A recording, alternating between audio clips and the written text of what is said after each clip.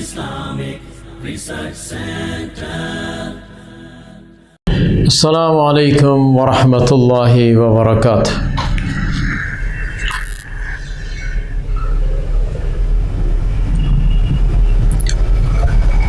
پروگرام خود را از طریق International Islamic Research Center استودیو آغاز میکنیم. إن الحمد لله نحمده ونستعينه ونستغفره ونعوذ بالله من شرور أنفسنا ومن سيئات أعمالنا من يهده الله فلا مضل له ومن يضلل فلا هادي له وأشهد أن لا إله إلا الله وحده لا شريك له وأشهد أن محمدا عبده ورسوله أما بعد فأعوذ بالله السميع العليم من الشيطان الرجيم من همزه ونفخه ونفثه.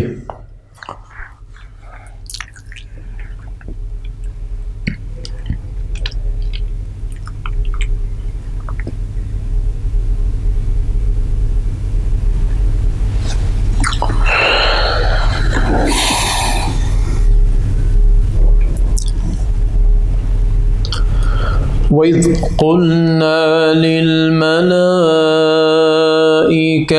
اسجدوا لآدم فسجدوا إلا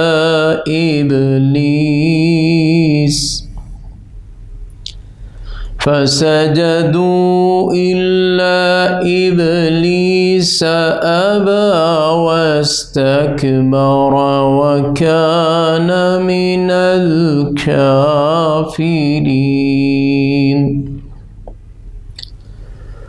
وقلنا يا آدم اسكن أنت وزوجك الجنة وكلا منها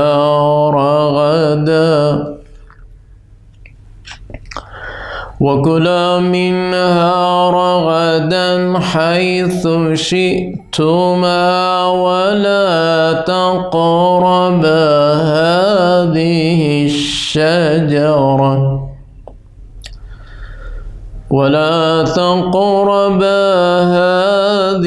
الشجرة فتكونا من الظالمين. فأزلهما الشيطان عنها فأخرجهما مما كانا فيه. وقلنا اهبطوا بعضكم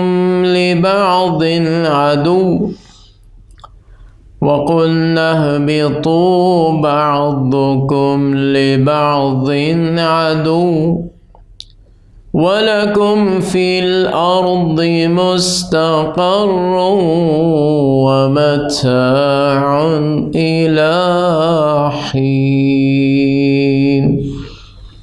صدق الله العظيم.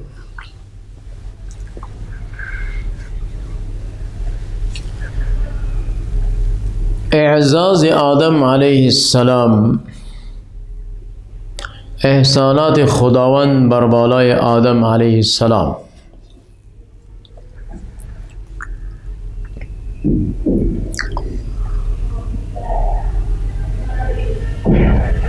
وقلنا یا آدم اسکن انت و زوجک الجنة. وقلنا، خداوند ارشاد میں فرماید کہ ما گفتیم ای آدم اسکن انت باش تو و زوجک الجنة زنی تو در جنت، هر دوتان در جنت سکونت اختیار کنید. رهایش شما برد و باشی شما در جنت می باشد و در جنت باشید. و کلا منها، بخورید از آن میوه های جنت، آنچه که در جنت هست از آنها بخورید. رغدا، فراخ، با وسعت فراخی.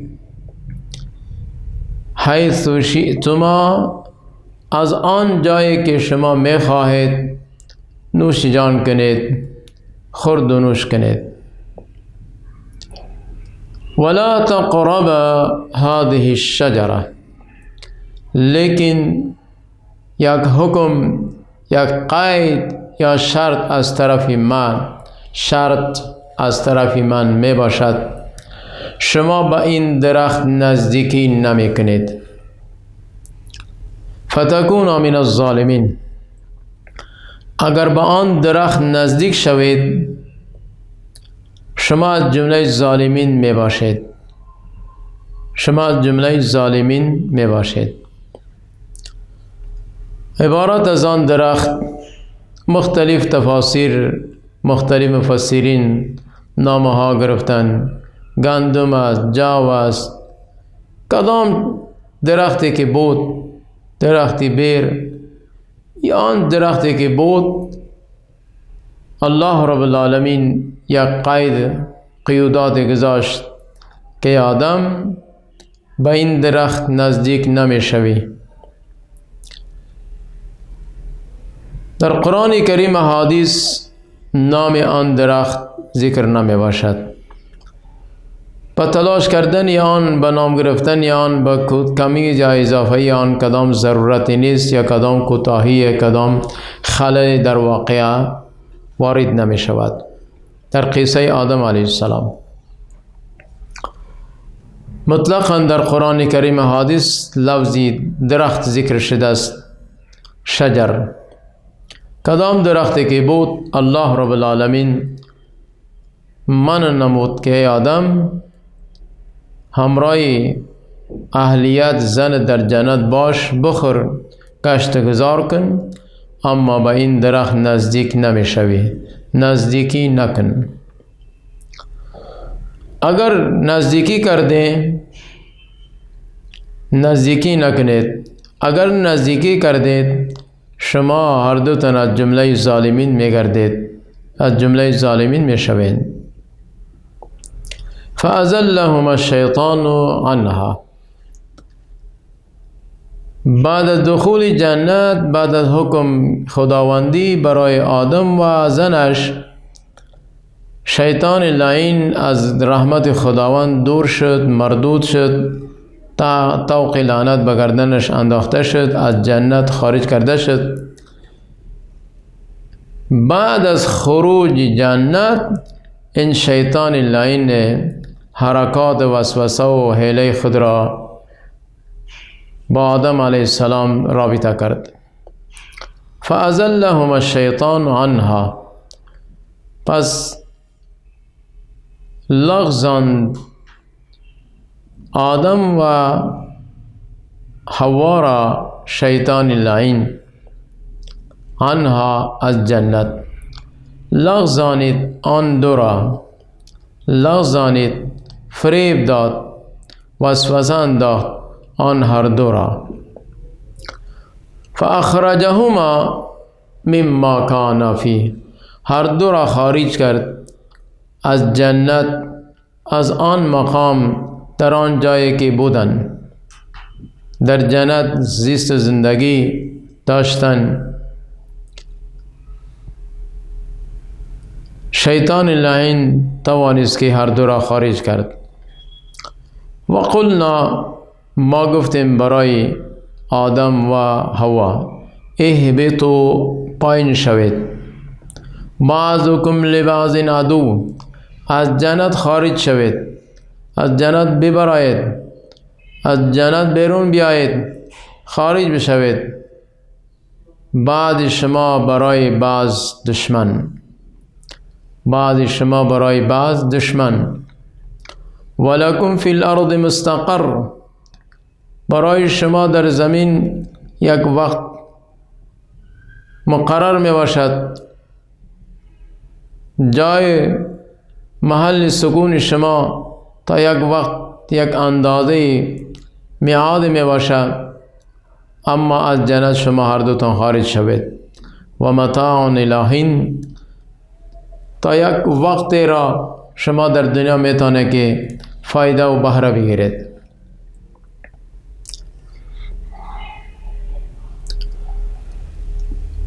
آدم علیه السلام اما حوا،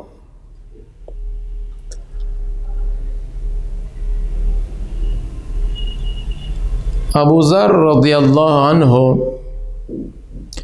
از رسول اکرم صلی الله علیه و سلم سوال کرد که آیا آدم نبی بود؟ پیامبر گرامی صلی الله علیه و سلم در جواب از ابو ذر فرمود آدم علیه السلام نبی هم بود و رسول هم بود و الله رب العالمین در پیش روش صحبت با آدم علیه السلام کرده، روبرو همراه آدم علیه السلام هم صحبت شدند.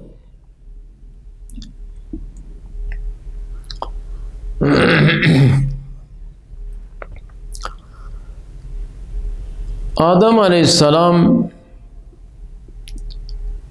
زنش آیا بعد از بلکه بقول ابن عباس رضی الله عنه یک روایت دیگر است که آدم علیه السلام زنش را خداوند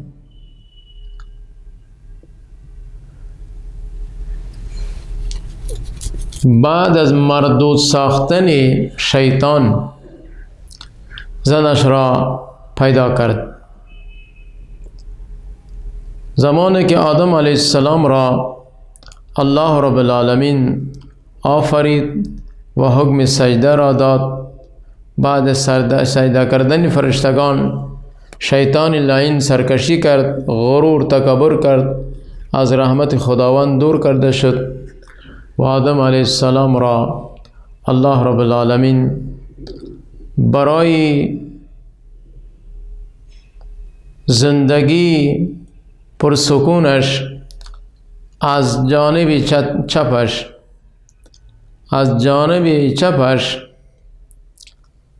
از پرکه های چپش هوا را پیدا کرده. یک خواب آمد در زمانی که آدم علیه السلام را خواب گرفت، در او اثنا آدم علیه هوا از پرکه های استخانه های چپش پیدا شد. الله رب العالمین با قدرت کاملش هوا را پیدا کرد. زمانی که آدم علیه السلام از خوابش بیدار شد، چشمه هایش باز کرد، دید که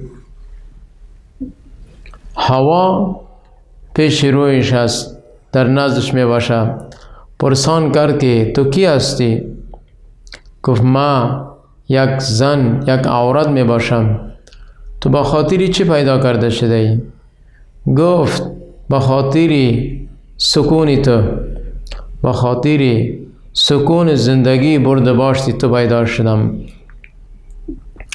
چون که از جسم آدم علیه السلام اما هوا را الله رب العالمین پیدا کرده، خون گوشتیان با آدم علیه السلام الفت پیدا کرد و الله رب العالمین برای آدم علیه السلام گفت که این را ما به نکای تو دادم، همراه از این زیست زندگی کن. از این نسل آدمی ایجاد می شود، روی زمین را ما پر می کنم.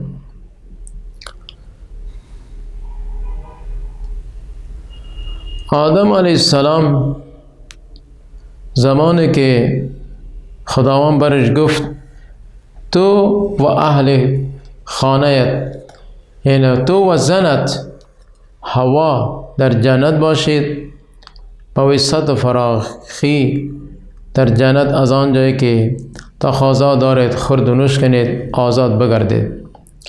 لیکن از طرف من یک قید شرط است که به این درخت نزدیک نمی شوید. بعضی اقوال است که آدم علیه السلام یک روز تقریبا نیم روز در جنت باقی مانده. بعضی قول است که یک نیم سال. به هر صورت بالآخره آدم علیه السلام به لغزش شیطان از جنت خارج شد. الله رب العالمین خارجش کرد، گفته انسان ای آدم برو به زمین پایین شو، این جنت جای تو نمی باشد، جایی کسانی که آنها غلطی کنند خطا کنند با اون مقامی آنها نمی باشد. لہذا آدم علیه السلام پریشان شد با وسوسه شیطان، لغزش شیطان. زمانی که با آن درخت نزدیک شد لباسهایش از جسدشان در زمین افتیدند، برهنه شدند.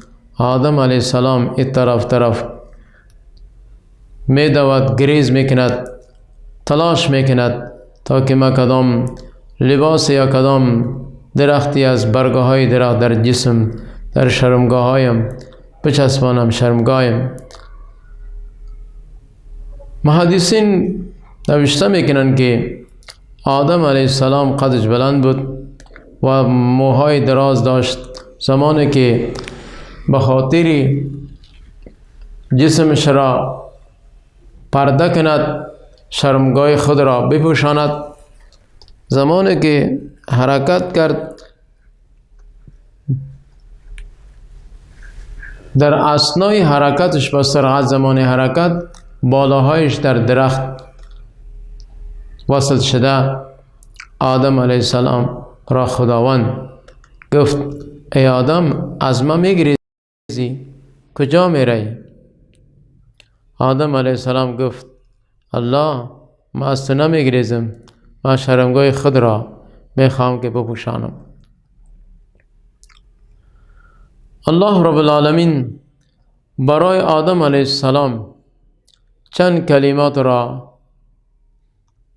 نشان داد، چنانچه در سورت اعراف الله رب العالمین ارشاد می فرماید ربنا ظلمنا انفسنا وإن لم تغفر لنا وترحمنا لنكونن من الخاسرين. فتلقى آدم من ربه. آن چند کلمات آدم علیه السلام از الله رب العالمین تعلیم یافته، یاد گرفته. فتاب علیه، با واسطه آن کلمات نزد خداوند پیش خداوند معافی خواست تا که غلطی که از من صادر شده است الله ببخشه، معاف کن. چرا که انه هو التواب الرحیم، یقینا خالق گناه را، چقدر انسان گناهگار می باشد، اگر معاف کننده باشد غیر از تو کسی نیست که معاف کند. چقدر انسان گناهگار بوده باشد، چرا که رحمتی تو بر غضبت سبقت کرده است. لہذا از ما غلطی شد، به جان خود به نفس خود ظلم کردیم. الله اگر تو نمی بخشی ما از جمله ظالمین، از جمله کسانی می باشیم که نقصان با آنها وارد می شود. لہذا الله رب العالمین توبه آدم علیه السلام را قبول کرد و اینجا ارشاد فرمود ولکم فی الارض مستقر و متاع الی حین. برای آدم گفت فی الحال غلطی که از تو سرزد شد، بنابر غلطی در جنت برای فی الحال مقام جای نمی باشد. در زمین برو نسلی تو، فرزندان تو روی زمین را پر میکنن. باز در روی زمین شما یک وقت برای چند وقت به طور همیشه نه، برای چند سال در روی زمین شما زندگی خود را به سر میگذارید. اگر نیک کرده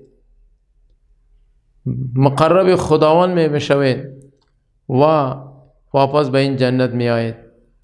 اگر شما غلطی کردید، با گناهایتان اعتراف نکردید، در حالت ظلم زیادی گناهایتان اگر شما فوت شدید، مردید، موت آمد بالای شما، همین است که جنت برایتان میسر نمی شود.